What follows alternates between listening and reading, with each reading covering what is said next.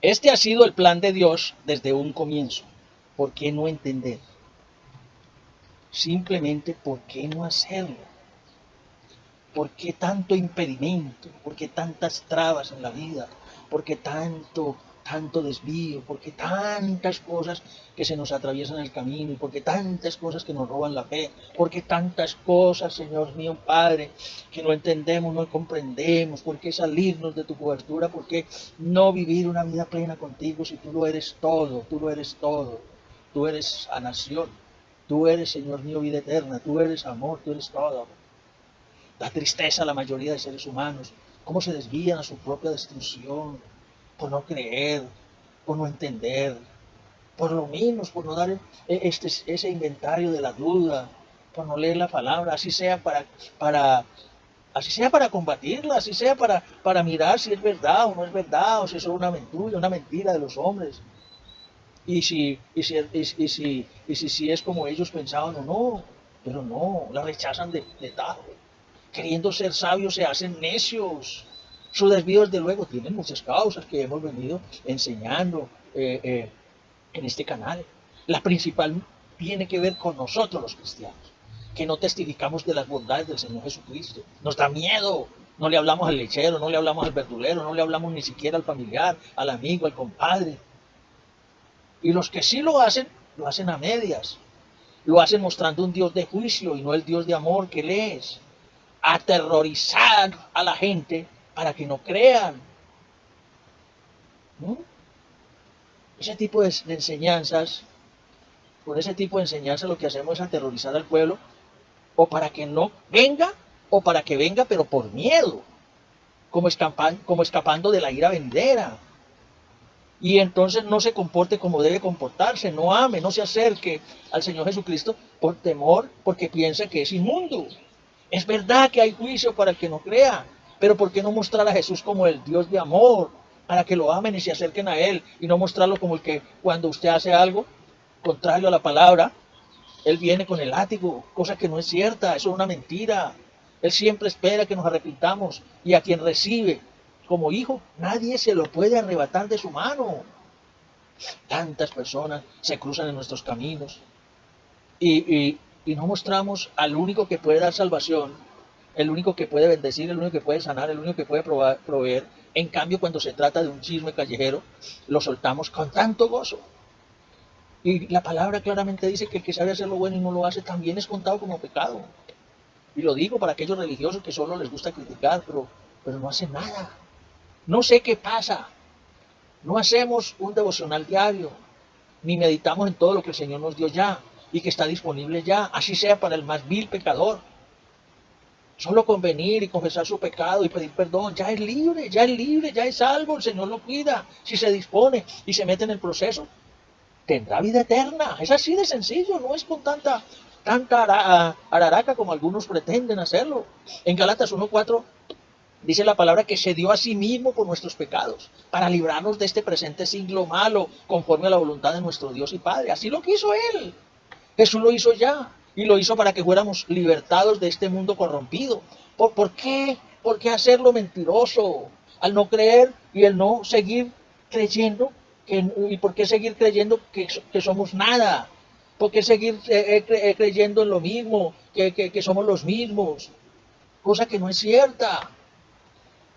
¿Dónde dejas la palabra de Dios? ¿Dónde dejas entonces la muerte de Cristo y su sangre derramada? ¿Qué pasa? ¿Por qué? ¿Por qué no meternos en la cabeza que si es creer la palabra, que si es creerle a Jesús y no al mundo, es lo que nos da la libertad? ¿Por qué no creerle a Él? Solamente leemos la palabra, la escuchamos y solamente decimos amén, ya. No, no, es meditarla, es almacenarla en nuestro corazón, es vivirla. Es usted meterse en su cama, es sentarse en una silla, es estar en una hamaca. Y usted empezar a decir, Señor, ay, qué bueno. Señor, esto es para mí. ¿O esto es para quién? Preguntarse. En Gálatas 1:15, pero cuando Dios, que me apartó desde el vientre de mi madre, mire lo que dice Pablo, y me llamó por su gracia, tuvo a bien, versículo 16, revelar a su Hijo en mí para que yo le anunciara entre los gentiles, y no consulté enseguida con carne y sangre. ¿Quiénes son los gentiles? Somos nosotros. Los que no somos judíos, somos gentiles. A esos Pablo les predicó, a eso les enseñó. Pero la palabra que les dio es palabra revelada, es palabra de Dios. El mismo espíritu que estaba en Pablo es el mismo que está en nosotros. La relación de Pablo con Dios pudo ser diferente, pero la palabra para él y para mí es la misma. Nunca hace distinción de personas. Todos los que hemos sido escogidos nos da la misma palabra e igualmente hemos sido predestinados para predicar el Evangelio. En Gálatas 1:20, en lo que os escribo, os aseguro delante de Dios que no miento, esto es verdad, dice Pablo. Dios no es hijo de hombre para mentir. Si lo dijo, se cumple, no dudemos. Démosle el lugar que Él se merece, en que Cristo démosle el lugar en que Cristo nos ha colocado. Pongámoslo en ese lugar. En Gálatas 2:16, sin embargo, sabiendo que el hombre no es justificado por las obras de la ley, porque no somos justificados por las obras de la ley, sino mediante la fe, y que es la fe, Hebreos 11:1. La fe es la seguridad de algo que yo no veo, pero yo creo y espero. Ay, Señor, y es la fe.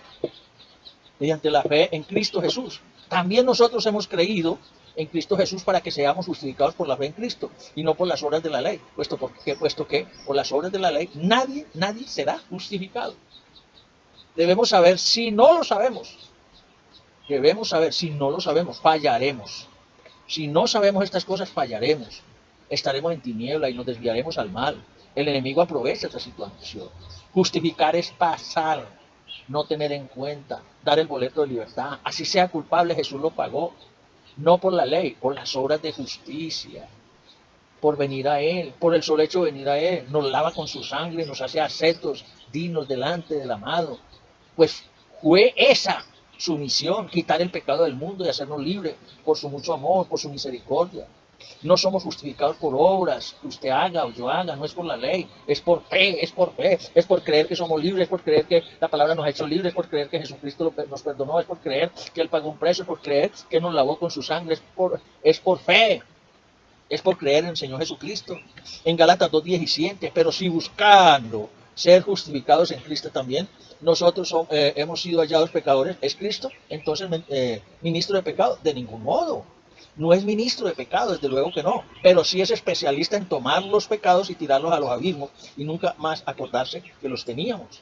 A nosotros no nos queda la tarea de a nosotros nos queda la tarea de apartarnos y no cometerlos más. Pero aún así, si lo repitiéramos, en algunas ocasiones, Él usa el oficio de abogado para perdonar y no permitir que recibamos condenación.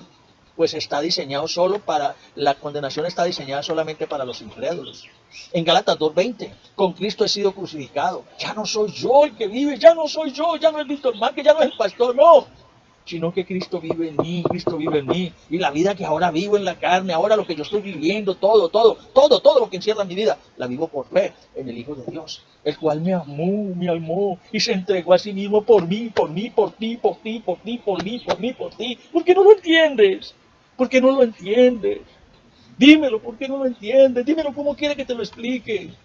Jesús se entregó por mi pecado, por el mío, por el tuyo. Ya no soy yo, es Cristo en mí. Por fe.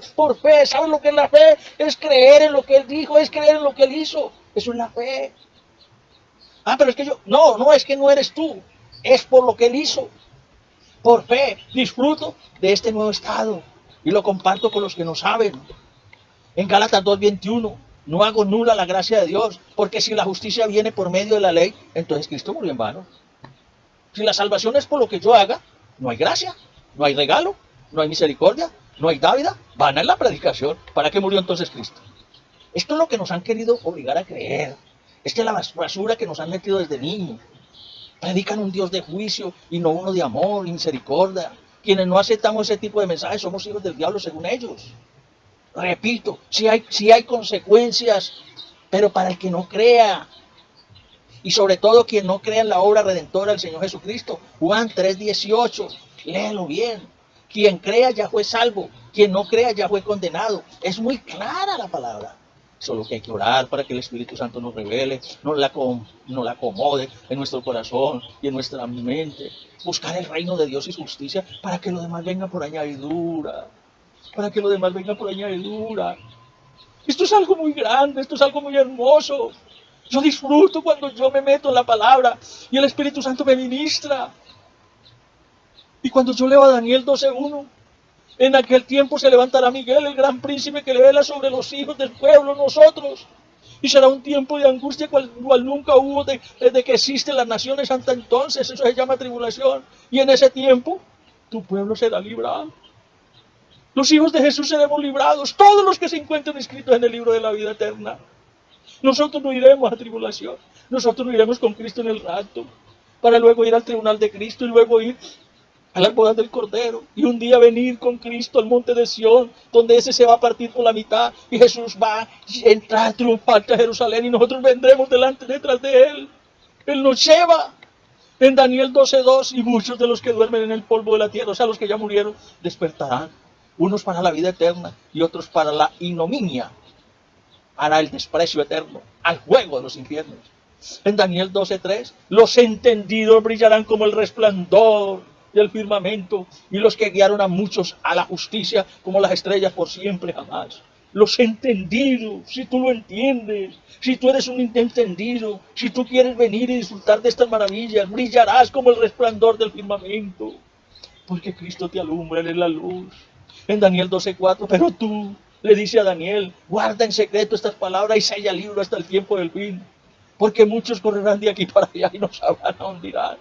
Muchos enloquecerán y harán maldad, y muchos no entenderán y muchos no comprenderán.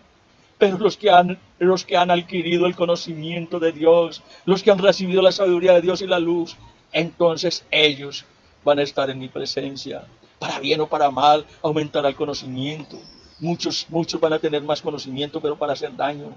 Pero los que ya vinimos a Jesucristo tendremos el conocimiento para amar, valorar, exaltar y honrar, pero también para ayudar a otros. En Mateo 19:17 aquí, que se le acercó uno y le dijo, maestro, ¿qué bien haré para obtener la vida eterna?